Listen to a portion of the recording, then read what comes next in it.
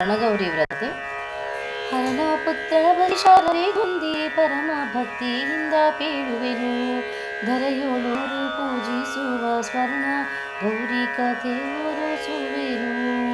ಶರೀರದಲ್ಲಿದ್ದ ಸುವಿಲ ಎಂಬ ನಗರದಲ್ಲಿ ಚಂದ್ರಪ್ರಭಾ ರಾಜನು ತಾನು ಭರದಿ ರಾಜ್ಯವಾಳುತ್ತಿದ್ದನು. ಮಹಾದೇವಿ ಮತ್ತು ಎಂಬ ಇಬ್ಬರು ಭಾರ್ಯರು ಇರಳು. ಮಹಾದೇವಿ ತಾನು ರಾಜಗೆ ಅತ್ಯಂತ ಪ್ರಿಯಳಾಗಿರುತ್ತಿದ್ದಳು. ಒಂದು ದಿನ ರಾಜ ಬೇಟೆಗೆ ಆಚರಿಸುವ ಸ್ತ್ರೀಯರನ್ನ ಕಂಡು ವಿನಯದಿಂದ ವ್ರತ ತಿಳಿದುಕೊಂಡ. ಭಾದ್ರಪದ ಮಾಸದ ಶುದ್ಧ ತೃತೀಯ ದಿನದಿ ಉಮಾ ಮಹೇಶ್ವರ ಅಂತ ಅರ್ಗತನಾದ ಲಕ್ಷ್ಮೀ ನರಸಿಂಹನ ಪೂಜೆ ಮಾಡಿ ಭಕ್ತಿಯಿಂದ ವ್ರತವ ಆಚರಿಸಬೇಕು. 16 ಗಂಟೆಯವನ್ನ ಬಲಗೈಗೆ ಕಟ್ಟಿಕೊಳ್ಳಬೇಕೆಂದು ಕಥೆಯರ ಮಾತ ಕೇಳ್ತಾನು ಪೂಜಿಸಿ ದಾರ ಕಟ್ಟಿಕೊಂಡ. ಮಂದಿರಕ್ಕೆ ಬಂದಾಗ ರಾಜನ ಹಿರಿಯ ಹೆಂಡತಿಯು ಕೈಲಿದ್ದ ದಾರವ ನೋಡಿ ಕೋಪದಿಂದ ದಾರವ ಕಿತ್ತಿ ಗಿಡದ ಮೇಲೆ ಎಸೆದಳಾಗ. ಒಣಗಿದ ಗಿಡದ ಮೇಲೆ ಬಿದ್ದಾಗ ದಾರವು ಒಣಗಿದ ಗಿಡ ಚಿಗುರಿಸಿದುದ ಕಂಡು ಚಿಕ್ಕ ಹೆಂಡತಿ ದಾರವ ತೆಗೆದು ಕೈಗೆ ಕಟ್ಟಿಕೊಂಡಳಾಗ.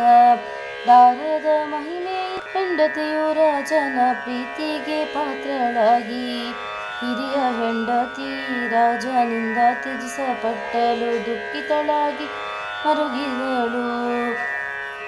ಪಶ್ಚಾತ್ತಾಪದಿಂದ ಮನದಲ್ಲಿ ನೊಂದು ಭಕ್ತಿಯಿಂದ ಗೌರಿಯ ಪ್ರಾರ್ಥಿಸಲು ಪ್ರತ್ಯಕ್ಷಳಾಗಿ ಗೌರಿಯು ತಾನು ಮತ್ತೆ ಅನುಗ್ರಹವ ಮೂಡಿದಳು. ಸೂತರು ಶೌನಕಾದಿಗಳಿಗೆ ಬೀಳಿದ ಮಹಾಫಲಪ್ರದ ವ್ರತವಿದೆಂದು ಪಾರ್ವತಿಯು ತಾನು ತಪವನಾಚರಿಸಿ ಶಿವನನ್ನ ಪತಿಯಾಗಿ ಪಡೆದಳು. ಮನೆಯ ಸಾರಿಸಿ ಸುಣ್ಣ ಕಾರಣೆ ಮಾಡಿ ಪೀಠವನಿಟ್ಟು ರಂಗ ಅಲಿಯನ್ ಹಾಕಿ ಕಳಸವನಿಟ್ಟು ತಟ್ಟೆಯಲ್ಲಿ ಮಳಲಿನಿಂದ ಗೌರಿ ಮಾಡಿ 16 ವಿಳ್ಯದೆಲೆ 16 ಅಡಿಕೆ 16 ಅರಿಶಿನ ಕೊಂಬನ್ನು ಉಪ್ಪಾಗಿ ಕೊಬ್ಬರಿ ಬಟ್ಟಲಿಟ್ಟು ಗೌರಿಯ ಮುಂದೆ ಇಡಬೇಕು.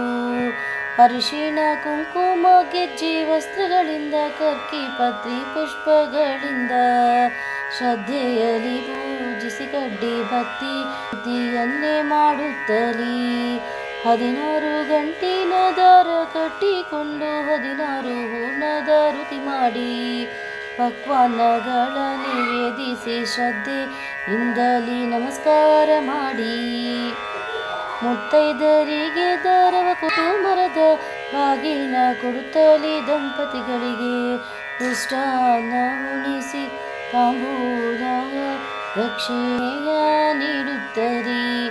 ಒಂದು ಎಲೆಯಲ್ಲಿ ಅಕ್ಕಿಯನ್ನ ಹಾಕಿ ತೆಂಗಿನಕಾಯಿ ತಾಂಬೂಲ ಬಿಟ್ಟು ಮೇಲೆ ಮುಚ್ಚಿ ವಾಯು ಬಾಗಿಣವೆಂದು ಬ್ರಾಹ್ಮಣನಿಗೆ ಕೊಡಬೇಕು. ಭಾದ್ರಪದ ಮಾಸದ ಶುದ್ಧ ತೆಗೆದಿ ಶ್ರದ್ಧೆಯಿಂದ ಪೂಜೆ ಮಾಡಿ ಹದ್ದು ವಾಹನನಾದ ಮಧ್ವೇಶ ಕೃಷ್ಣನು ಒಲಿದು ವರವ ಕೊಡು. ಹದ್ದು ವಾಹನನಾದ ಮಧ್ವೇಶ ಕೃಷ್ಣನು ಒಲಿದು ವರವ ಕೊಡು.